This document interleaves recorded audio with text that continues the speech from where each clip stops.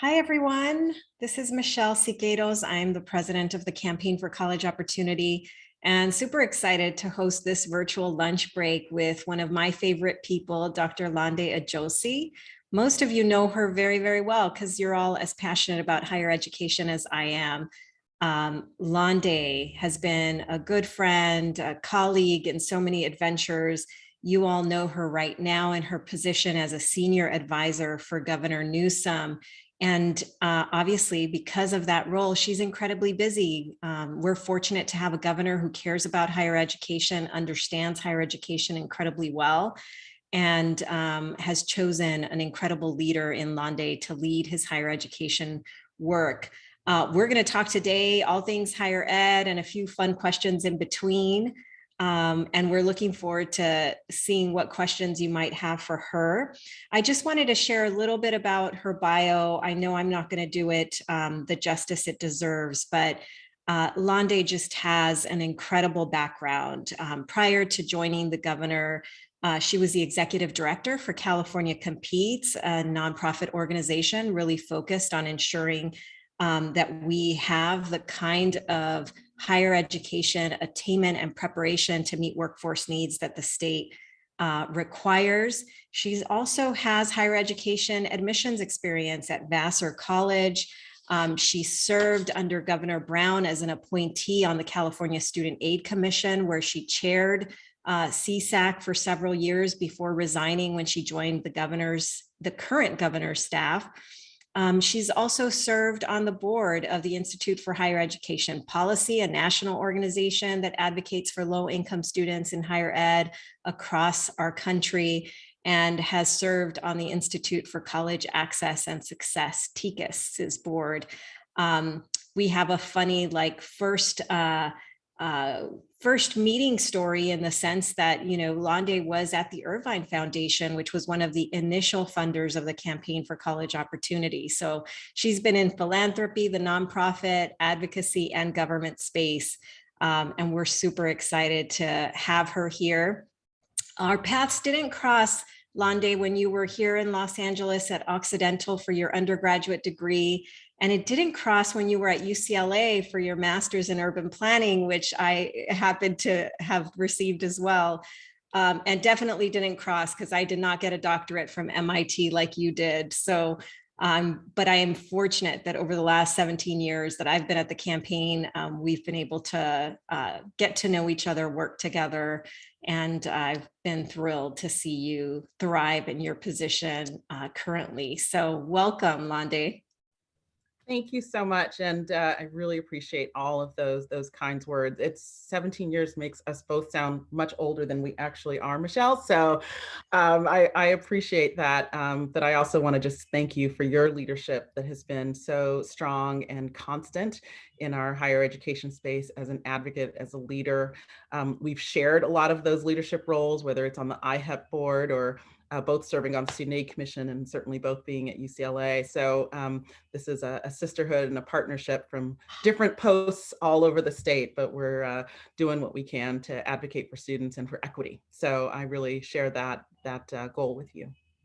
Well, one of the best things about this job is getting to work with amazing people and leaders like you. So, and some of the folks that are joining us. So we're going to ask the participants in the Zoom to actually type in the chat, tell us who you are and what region of California you're joining us. We're going to have you fill out this poll really quickly.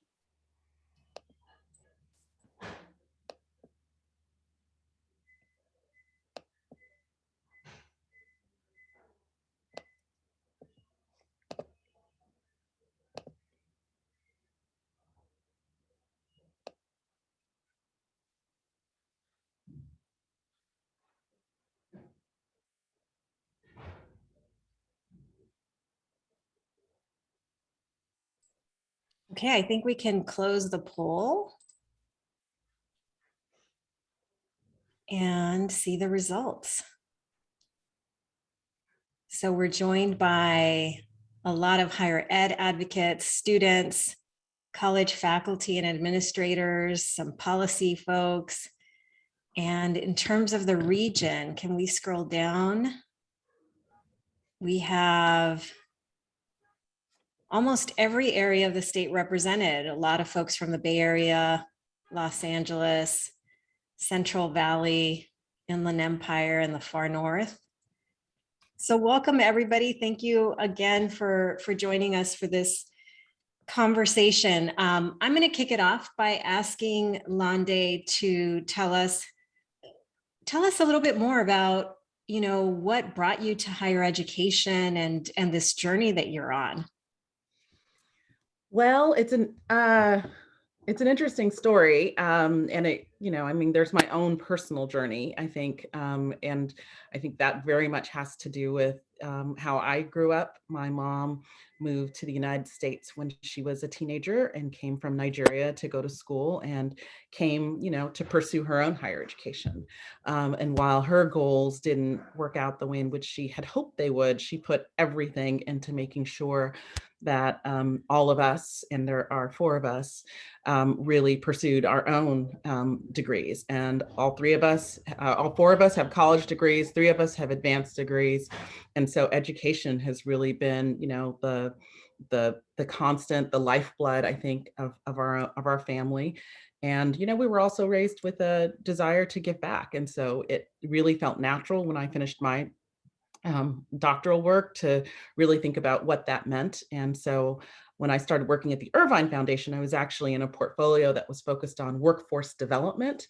And it became very clear in working with a colleague of mine that we shared an interest in community colleges because of their shared commitment to both employment and workforce development for people of color, for low-income folks, as well as their role in educating people. And that's kind of what brought me more centrally into the education space. And it was when the Campaign for College Opportunity in its infancy was advocating to become an organization that I really started becoming really interested and involved in higher education. And when I was at the Irvine Foundation, worked for 3 years so that we could actually get the campaign its first grant from the Irvine Foundation.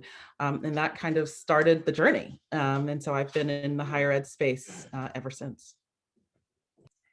So you're in this new role. I think this is the first time you've been formally in government, Lande. Is that accurate?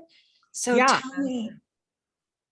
tell me a little bit about that. You're obviously passionate about higher ed. We have a governor that understands higher ed and that cares about being a higher education governor. We've seen incredible budget investments the last several years for higher education and in support of the reforms that are really strengthening college access and affordability. What are your priorities and how has it been sort of to be on the inside? Well, it's been great. I feel really, really fortunate to have the opportunity to work for this governor because of his commitment to higher education. As you know, he served for 8 years as lieutenant governor, which meant he was both on the UC Regents and on the board of trustees.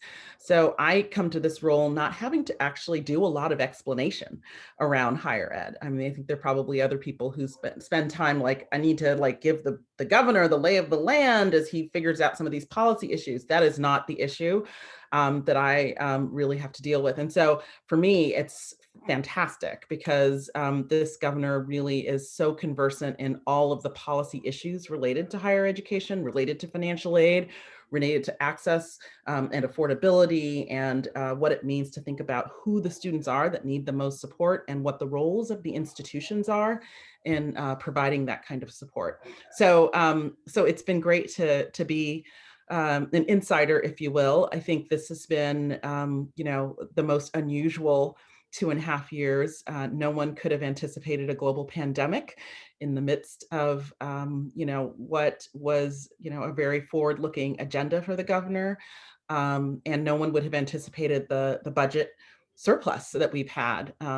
We didn't anticipate the budget deficit we had a year ago, $54 billion, nor the $100+ billion surplus that we had this year. So it's really, we've been all across the terrain from, not having anything to having so much and everything in between. And it's teed up a lot of opportunities, I think, for us to really think about where we want to take the state, both now and into the future as we think about higher education policy and the role of our institutions and our segments in serving all Californians, but really making sure that we have the scaffolding and support to serve the most vulnerable Californians so that they too have meaningful access to higher education. Well, and in the midst of an incredibly challenging year, obviously with the global health pandemic, I really appreciated that you have always been very forward thinking with, alongside the governor in terms of putting together a task force, right? I got to serve on the California Higher Education Recovery with Equity Task Force. And I loved that. I think you have always centered equity, that it is about a recovery, but how do we do it in a way that's equitable for the most vulnerable students? How do we address the very real challenges that the pandemic is having on students that are already in the, barely surviving in the margins? So can you talk to us about some of the key findings and recommendations that came out of the task force and what you envision sort of pushing forward over the next few years?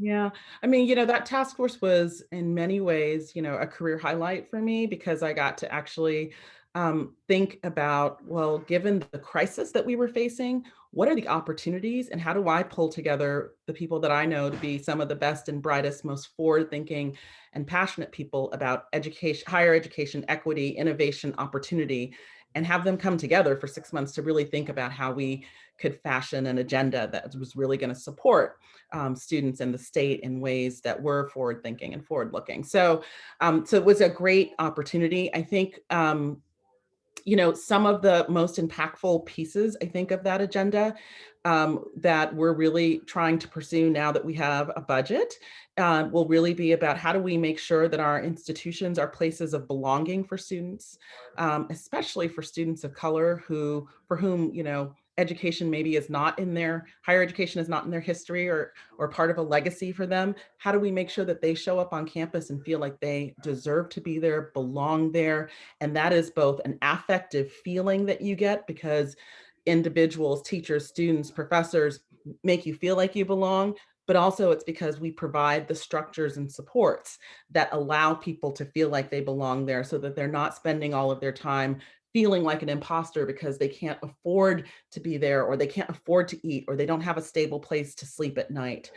So we really wanted to take on both parts of that, the feeling aspect, as well as the practical structural pieces in terms of students having a sense of belonging. And then the other thing was we know that higher education is really the gateway to opportunity in these United States. And so we have to do everything we can to make sure that the pathways for that education are easy to navigate, easy to access. And so we have a lot of recommendations in that report around what our higher education segments can do to make sure that students aren't struggling to get in, but that the pathway, the journey to get there is clear, is simple, is supported, and that obviously on the other side, we're thinking a lot about capacity and space and making sure that there's ample room for all of those students. As we do a better job in K-12 at making sure students are prepared, we need to make sure that the higher ed system is meeting, that demand. So we're really thinking about both sides, both the supply side and the demand side of higher education and what we need to do on both sides to make sure that it's a place for students to really have access to opportunity. Well, two of the things that you mentioned have obviously been a core priority for us around the pathway in and through higher education, and how to make that pathway equitable and how to ensure that, for example, transfer is seamless, right? That we eliminate placement practices that are discriminatory and racist and really don't have a function in higher education. And that we really put students with the supports they need into college level courses and not remedial courses where we know, as Jesse Ryan on my team likes to say, college dreams go to die. So pathways is something we really appreciate and super grateful to see that the governor included in the budget $10 million for common course numbering, and excited that today that legislative effort has also progressed through the legislature. That's a perfect example, right, of how do we make the pathway more seamless for students and student-centered. And then you spoke to belonging, and obviously representation, and diversity and representation is one of the things that allow students to feel like they can belong. Having professors that look like them, having professors of multiple races and ethnicities. We live in a really global and diverse state. We all have so much to learn from each other. So I'd wanted to talk about that representation piece. We've put out data and reports on the lack of representation of Black, Latinx, Asian faculty across our higher ed segments, and also have called on the previous governor and this governor to ensure representation in appointments in higher ed governance. And we've seen a lot of really good, I think, responses to that push, that appropriate push. Just wanted your insight. The Equity Task Force also talked about representation and faculty diversity. Would love to hear a little bit more about your thoughts and how this governor is approaching appointments and the like. Yeah, I think, it is a pervasive priority for us as we think about both appointments and as we talk with our higher education segments around diversity. I've had conversations in the last month with both the University of California and the CSU about the potential for an initiative that is really looking potentially at diversifying the faculty and what can be done there and how to do it in a way that is mindful and respectful of the role that faculty have in hiring, but also addresses the imperative that we continue to diversify our faculty and do so in a way that really reaches a variety of academic disciplines, that reaches all rank and level of academic professors, so that it's not a question of having,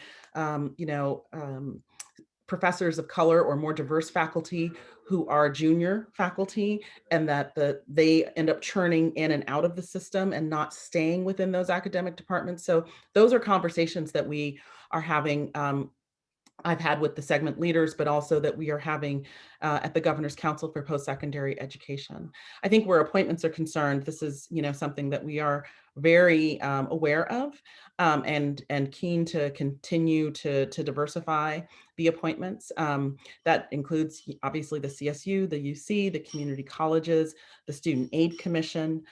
We've been very attentive to those issues and how we can make sure that we have good representation, both in terms of race, in terms of gender, in terms of age, in terms of student status, really thinking through all of that without sacrificing the need to have various professional disciplines and academic disciplines and other kinds of skill sets also as a part of that. So we've done a lot of interviewing. I think we spent last fall, we interviewed probably 30 or 40 people within the space of 3 or 4 weeks for one of the higher education governing bodies. This is not just a question of people who are the friends of the governor. This is a question of throwing the net wide and really trying to make sure that we're reaching Californians from all across the state, of every academic discipline or every kind of background and discipline, to make sure that they are a part of the governance of our higher education institutions.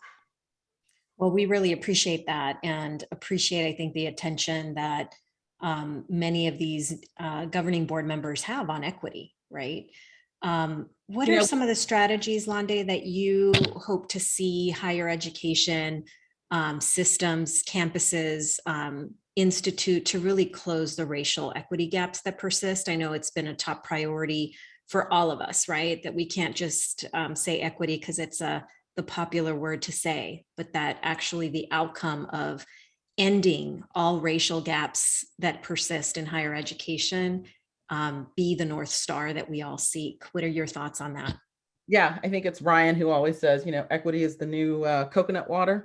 Yeah, we don't want that. So I think for us, as we think about equity, there are a couple of things that I think about.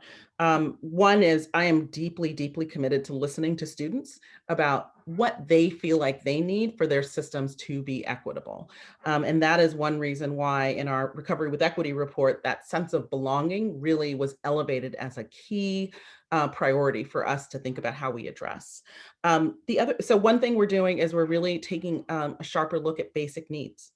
Obviously, there's been a lot of basic needs work already done within this state, but we're really thinking about how do we call together a set of individuals to think about a set of minimum standards for basic needs across our higher education institutions. So that is one area where we've heard from students that it's critical and that we think it is important. And so we're going to do some work on that. We've made some investments this year, I think, in mental health services, another area where students really feel like they need support. And that is a part of the equity agenda as well. In so many ways, thinking about supporting equity in this state means thinking about Maslow's hierarchy of needs, because we know that, you have to have the basics of food and shelter and, all of those things before you can self-actualize into things like education, right? And so we're really trying to think through what are those issues related to Maslow's hierarchy of needs. And then I feel like one of the roles that I play is to ensure that our higher education institutions don't simply operate as independent institutions, but operate as an integrated set of institutions who recognize that every student in this state, whether they're in, your segment or not, belong to you. Because what we know is that most students in this state don't just stay in one segment. Most students in the state don't just, only go to a community college without then transferring to a CSU or a UC. Most students in the state come from K-12 before they go on to higher education. Most students in this state will end up eventually employed. And so it's incumbent upon our leaders to understand that most students in this state belong to them, not just those that are in their system, and to scaffold systems that allow for the ease of movement between those higher education segments. And so that is a lot of the work that I feel charged to do, to really not just think about, oh, what do we need in terms of basic needs, but what do we need in terms of basic needs that makes it easy for students to be in one system and then in another system without being completely destabilized in that movement from one to another. And that means a mindset shift on the part of our segment leaders to understand that all of these students are our students, and that we need to then design policies, practices, strategies that address our students in a way that doesn't make it difficult for them to move from one to the other. That's what Pat Brown was trying to do, really, when he came up with the promise for the master plan. It was to have an integrated system, not just a set of independent systems. And so right now we're trying to make sure that we build that scaffolding so that the student experience is fundamentally different, as we try to take advantage of what is the crown jewel of higher education, really, I believe, for the entire nation.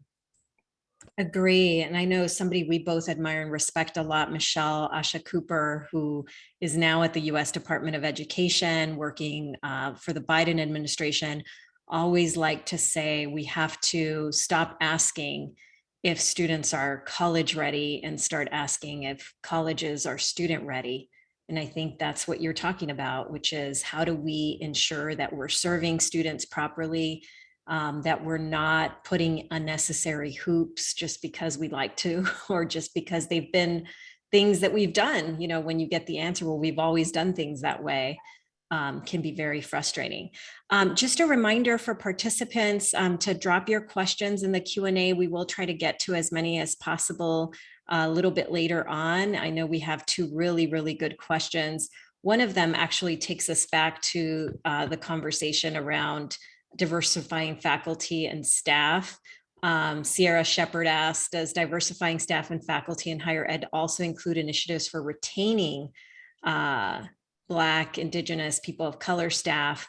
I witnessed a lot of BIPOC staff turnover at the UC I went to. So a very good question. And I think for those of you who are faculty and administrators in the chat, if you want to answer that question and chime in, please do so. Lande, any thoughts on that? And then I'm gonna, because you started the conversation on basic needs, really want to talk about Cal Grant and the budget and some of the really awesome expansion of eligibility for community college students through Cal Grant that we're seeing, and really want to thank you for your advocacy there on that. Yeah, no, I think, the retention has got to be a part of the overall strategy for really how we diversify our faculty and staff. That's what I was alluding to when I say we end up having a lot of junior staff who come and then leave our higher education system. And so we actually need to think about what are the retention strategies.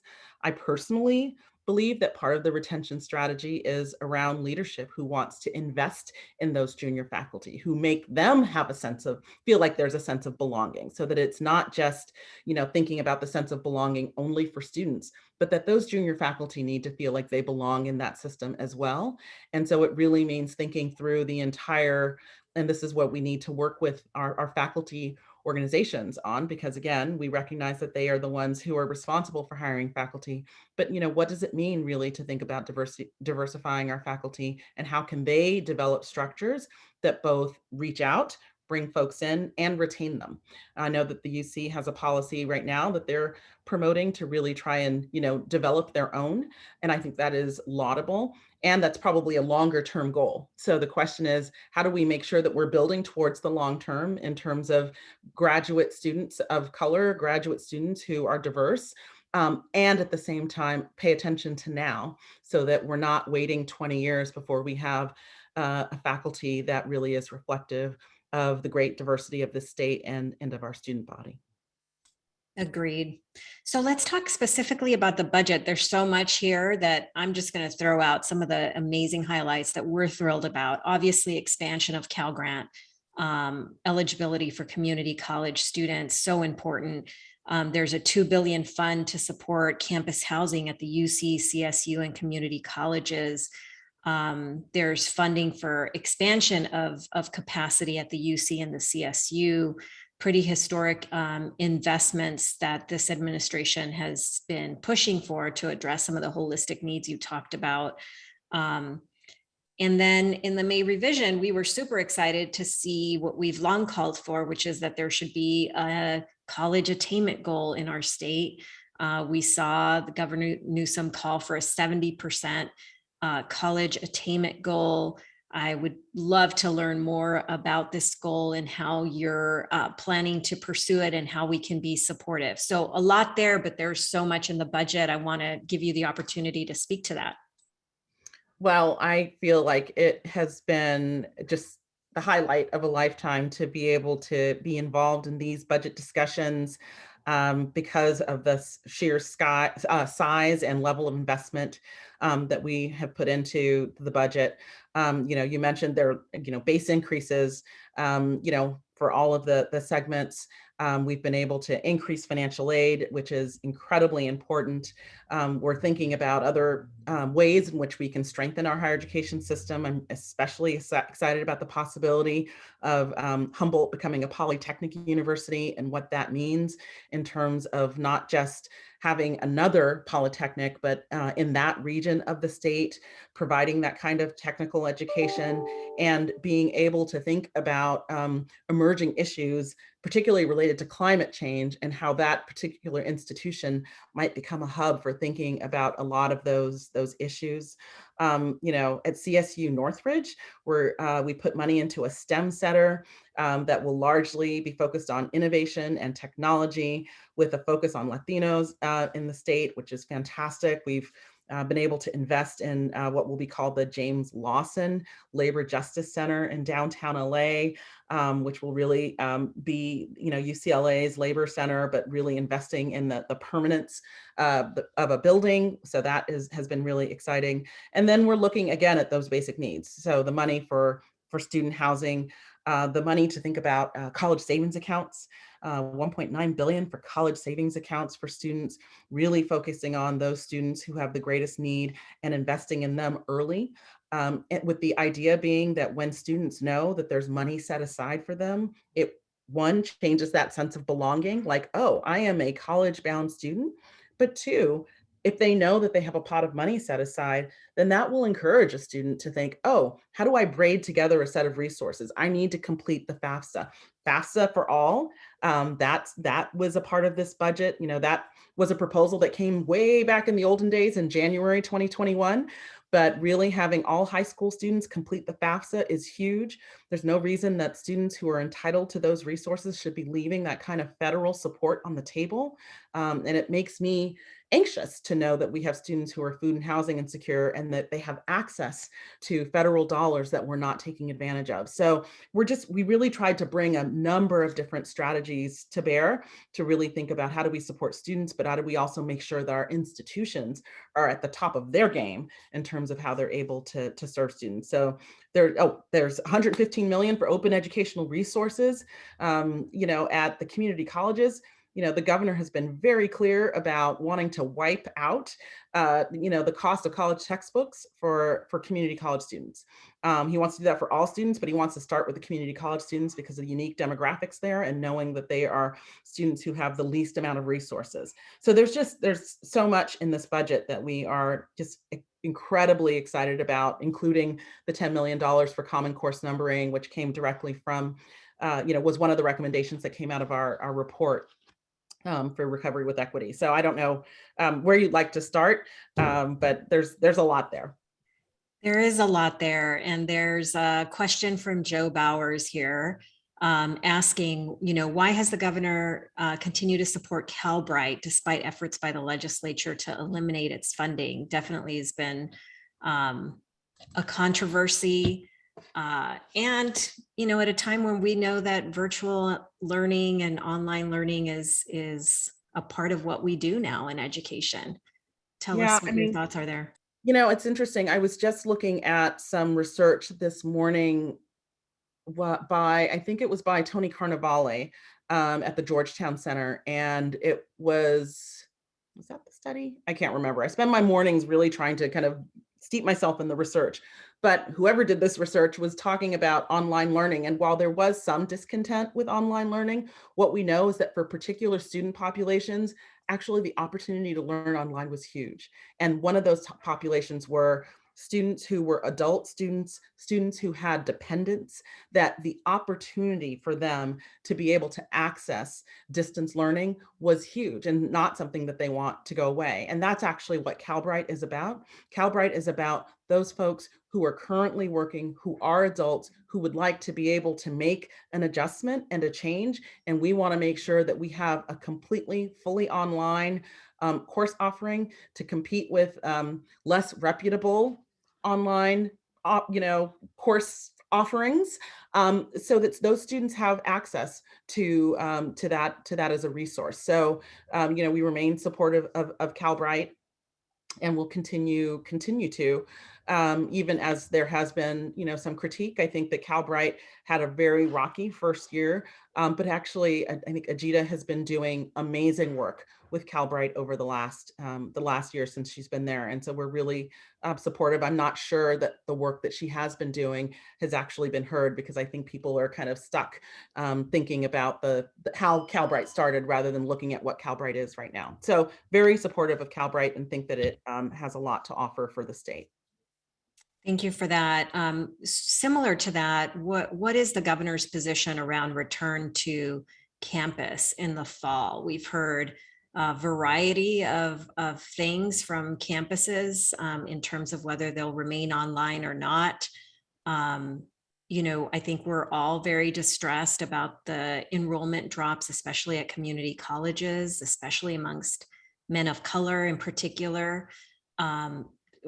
Would love to hear your thoughts. I know my daughter, who's been online at a community college all year, has had a challenging experience, and I think is looking forward to being hopefully soon on a campus. Yeah, I mean, it is our hope, expectation, experience that students can return to face-to-face instruction. That is why that is part of the reason the state has reopened. It is certainly our expectation for students who are in K-12, and I think also for students who are in higher ed. As we think about distance learning, I was talking to a friend over the weekend, and I said, the the days of the snow day are over, because now we have this other way for all of us to be able to have access to education. And I guess what I would say is, I think it is critical that students be face to face and have that opportunity, particularly for our students who have less experience with higher education.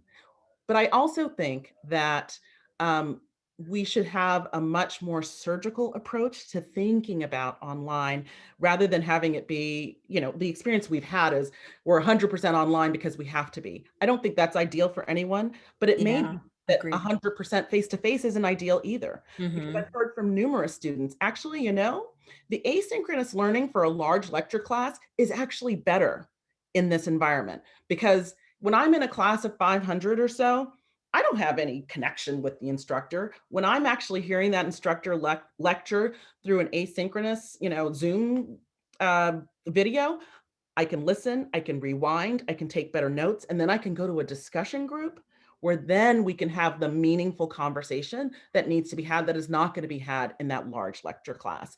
So I think it's important to really just have a much more surgical approach to thinking about, under what circumstances is distance learning or online learning helpful and meaningful, and in what are the other operating conditions? Does there need to be a lab? Does there need to be a discussion group that accompanies that? How do we think about taking better advantage of this new format for all of us that we've all now experienced?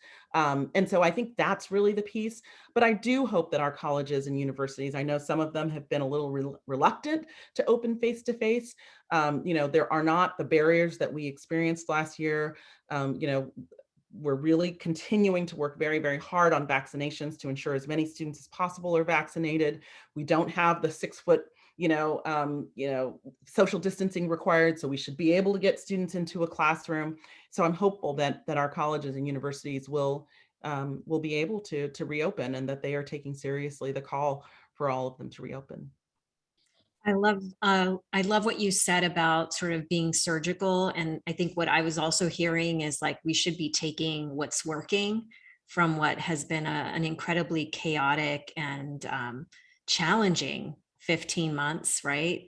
And continuing to use what works. I know our friends at Trust West are going to be producing a report soon on the innovations that we hope to see continue post pandemic. And I think that's what you're getting at. And I think that makes a ton of sense.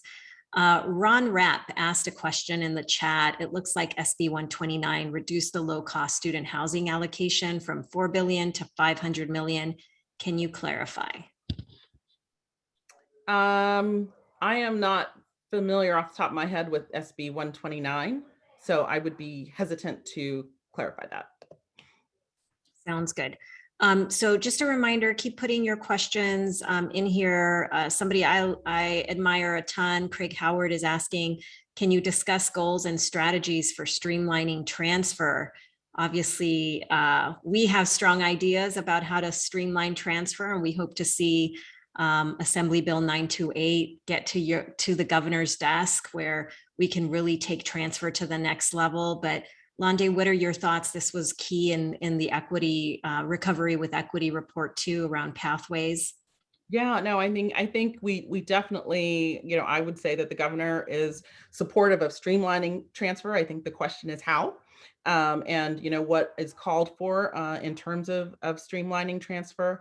I feel hesitant to answer that question because, Michelle, you are much more of an expert in this space around streamlining the transfer than I am. I know that Assemblymember Berman has been working with the campaign on a bill around that. And very grateful for his leadership and for your leadership, both in thinking about transfer and that knowing that goes all the way back to 1440. So I think we'll be having conversations ongoing about the how and about which pieces and about timing and sequencing and all of that. So. Thank you for that. I'd love to do a lightning round of questions.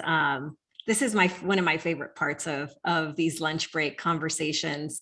So I'm going to throw out some of these are not so related to higher ed. We'll come back to some of the Q&A and try and answer as many questions as possible. But I would love to hear, Lande, from you. Tell me about a professor who changed your life. Ah, easy. Leonie Sandercock. She was at UCLA. She was the first professor while I was doing my master's work who ever told me I was smart. And it's kind of remarkable when I think about it now that it wasn't until I was, in my late 20s before I got that message. But she was the one who, when California was in a recession in 1993, 94, suggested that I get a PhD. And I was like, who, me? No, no. And then I realized, oh, the alternative is getting a job, and there weren't very many to be had. And so I decided to apply to PhD programs, which I never thought I would. And she is the reason that I pursued doctoral work. So Leonie, hands down. And not just any PhD program, MIT PhD program. So I love it. I love it. Um, Tell me, what has been your favorite family outing or activity, Oh, especially amidst the fact that we were in quarantine for so much of the last year? well, I have a friend who says the quarantine allowed us to have good quantity family time. Uh, so that was definitely the case. My favorite activity was one that we have done every year for the last 5 or 6 years, but we were also able to do it during quarantine. And that is every May we go cherry picking. And it's just a little bit throwback in terms of like, everybody going out and to an orchard, but it's super fun. And, we all are, going crazy, eating cherries off the tree and also picking them. And it's just, the five of us talking to each other and laughing and, getting hyped up on sugar and taking pictures. And it's a great thing. And now that I have a kid going off to college, when we did it this past spring, it was like, oh, is this the last time that we'll get to do this? But it's definitely a family tradition. Wow. And do you do anything special with the cherries? Yes, I have. Well, this year I froze about 30 pounds of them. I got 50 pounds. I got everything now. But I froze a bunch so that we can make like things over the years. I've made cherries for cocktails. We've done some cherry pies. We do a bunch of different things, but we have cherries sitting out on our, counter for at least 4 weeks. So I love it. I may need that cocktail cherry recipe. Tell me what's your favorite children's book that you used to read as you're tearing up thinking about your firstborn going to college, Lande? What's that book you used to read all the time? gosh, there are a lot of them. Um, the books that I used to read to him, there's obviously Goodnight Moon.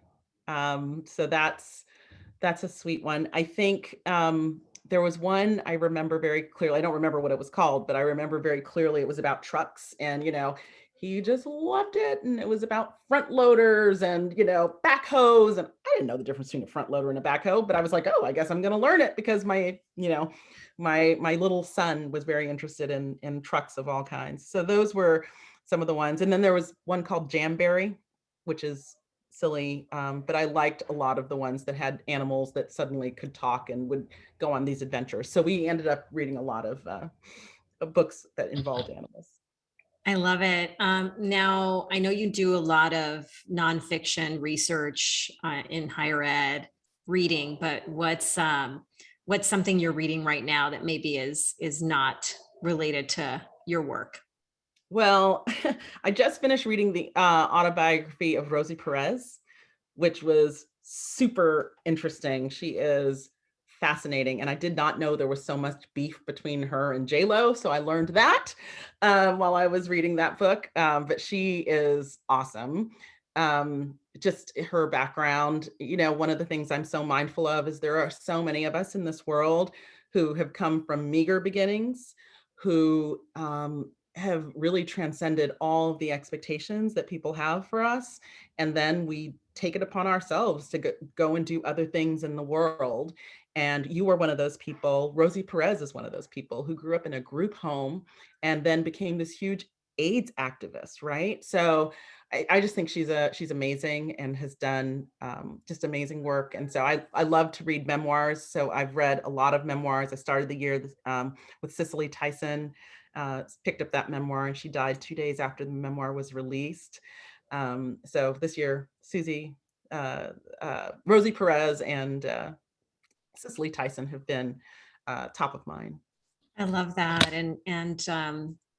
Was it the 25th anniversary of Do the Right Thing? I actually took my daughter and my goddaughter to see it in the theaters because they Oh my gosh. re-released it.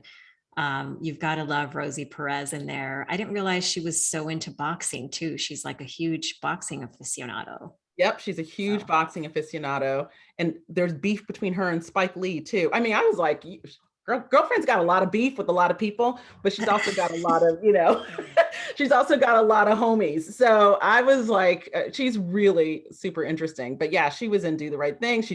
Woody Harrelson, there's this great part where she talks about Woody Harrelson and White Men Can't Jump and having to come out with no clothes on. And she was like, it's a good thing I had a crush on him because otherwise I would not have dropped that towel. So she's pretty funny. wow. Well, I listened to Kareem Abdul-Jabbar's memoir on Coach Wooden and their relationship, and it's called Coach and Me, and it's a beautiful read, and Great. just a lot of incredible lessons, and you get to hear Kareem's own experience and sense of belonging or not at UCLA, and how he felt as a student athlete, and how he was able to build this incredible relationship, close relationship with Coach Wooden over time, in spite of, what I think he says might seem very unlikely, right? That this Midwesterner and this New Yorker, right, might actually be like family, which they were. So So I'll add it to my list, and that's really the beauty of athletics. It's a little bit like Coach Kerr and Draymond. No one would have put them together either, but exactly. athletics does have this way of people being brought together to really learn from one another, respect one another. It's what we do in higher education as well, but it's good to know that there are other environments where that can persist. But I will add Coach and Me to my list. Yeah, I think you'll love it. What's one of the last campuses you've visited? I know this might be hard. It's been a while. It has been a while. I have not been on a campus in some time. What was one of the last campuses I visited? Well, I was at Fresno State in I think it was early 2020 or late 2019. That might have been the last campus that I visited. I really have been trying to think about how to get up and, well, now that the state's reopening, I can do more, but really wanting to spend time, particularly in the Central Valley. Um, I have aspirations to make it actually out to Imperial County, because I feel like that's a part of the state where we don't spend a lot of time. I would love to make it far north to Humboldt as well, because I think that's, again, there are lots of, it's easy for me to get to San Francisco State or places in the Bay Area or Sacramento, but I really think it's important that we understand the experience of higher education in some of the places in the state that are the most remote, and what it means for those institutions to play a role not only in educating students, in providing jobs for faculty and staff, but also in being kind of cultural anchors. And what does it mean then to invest in those institutions so that they serve all of those roles? I love that. And I suspect that there are participants from those regions listening to us today. And so send your invites to Lande so that she can join you on your campus. And that was a nice transition. We're actually doing a lunch break with the new president of Fresno State. So we look forward to learning more about him, and to having you all join us for that lunch break that's coming up in a few weeks. I'm going to keep asking some of the questions that are in the chat. We have, well, first, one of the regions you should go to, obviously, is Bakersfield. Sonia Christian, the new chancellor of Kern Community College District, and one of our board members, who's amazing, wrote in the chat, a sense of belonging is taking on a whole new level of depth in this conversation. Lande and Michelle, thank you for repeatedly coming back to this and giving it definition and shape. Thank you, Sonia, for everything that you do to make students feel like they belong and deserve to be on your campuses. Tom Epstein from the Board of Governors wrote, thanks for including 100 million in the budget for efforts to re-enroll students who left the system since the coronavirus hit.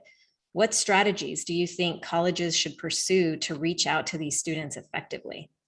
You know, I was thinking about that this morning, Tom, if you can believe it, because I was reading that both in New York and in Florida, there are college presidents and college chancellors who are going door to door to students' homes to invite them to come back to school. And I was thinking, how do you do that in California when we have, 2.5 million students? It just isn't feasible. But there might be, I think that what that indicates is that we really need that level of attention and personal engagement in getting students back to campus. So I don't know whether it's scheduling a Zoom call with folks, going to doing some home visits, how to do that in a way that's respectful and is a question.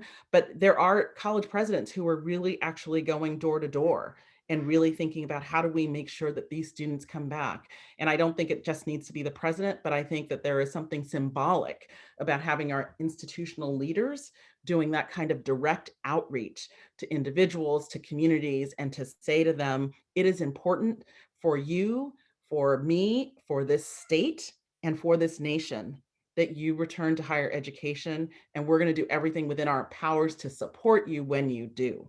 And this is what that looks like. This is what that looks like in terms of tuition, financial aid, housing, food, mental health, course registration. All of those pieces are a part of the promise that we really want to make to our students about what it means to return to school.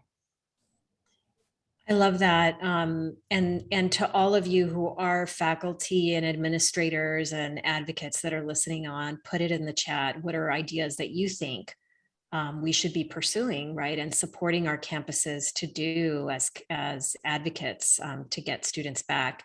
Amber Angel has a really great question related to this. How do we get students back, right? But what are some of the ways that we can support student parents? How do we identify them as an equity group in this conversation is a good question. And I know you've thought a lot about student parents and childcare in particular. Lande, do you want to speak to that?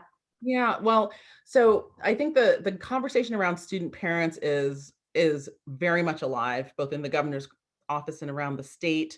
The campaign has been thinking about this. California Competes has done a lot of work really thinking about student parents and the kinds of policies.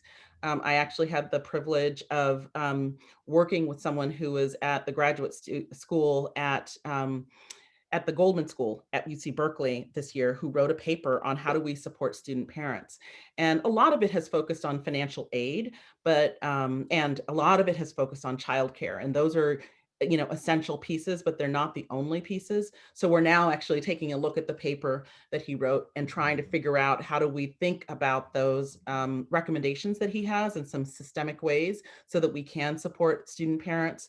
The governor, as you know, in his first year, provided $6,000 for student parents as part of their financial aid packages, recognizing that they have a different set of financial needs and expenditures by virtue of being parents. And so we need to make sure that we're supporting them in that way, but we also need to make sure that how we think about when courses are offered, the types of courses that are offered, the supports that we provide for parents, that those things are all in place as well as we are providing the kinds of supports that they need for their dependents. So it's really a two-part approach to really thinking about how do we support student parents. It means that our institutions fundamentally have to be comfortable with increased flexibility.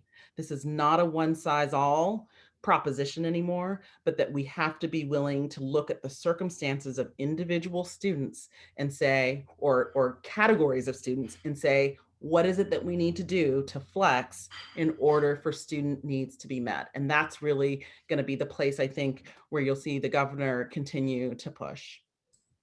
I love that. Wesley Whitaker asked around remedial ed reform, Assembly Bill 705, which you know we've championed at the community colleges, has shown promising results, but equity gaps persist and not every campus is following the spirit of the law. How can the state make sure that there is follow through on these reforms that may still have doubters on campuses?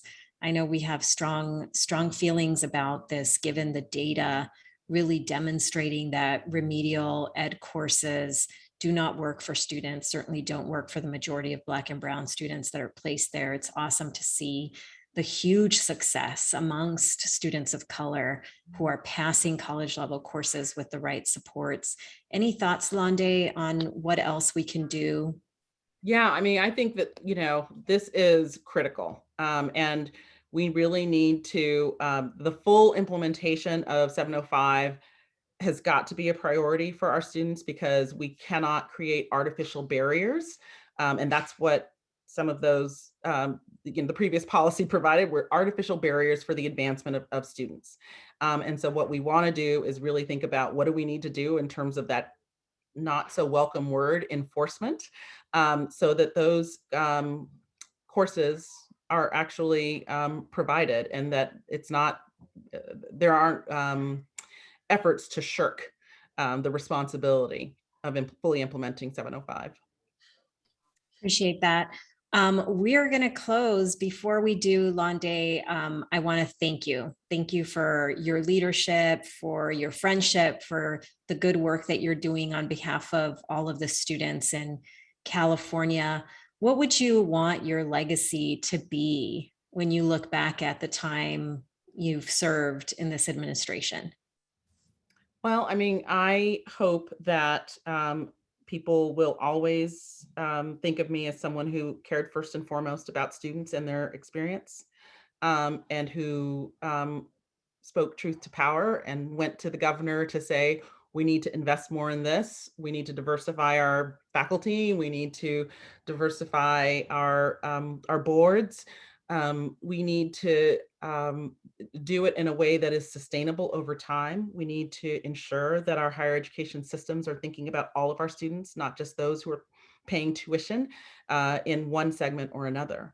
And that I hope the legacy will be something around, we got through the pandemic and we actually emerged better off than we were before because we brought people together in community to think about what is it that we needed to do to make sure that our higher education system was functioning at the best level that it possibly could. I love that. Well, we're cheering you on and here to continue to support that good work. I want to thank all of you for joining us today for this lunch break. I really want to thank the University of California at Merced for sponsoring this conversation with Lande Ajose. And I hope all of you can join us for our next lunch break on Wednesday, July 21st, with the newly appointed CSU Fresno president, Jimenez Sandoval. So we look forward to staying in touch. Text us, sign up for our newsletter, visit us on Twitter, Instagram, and the website.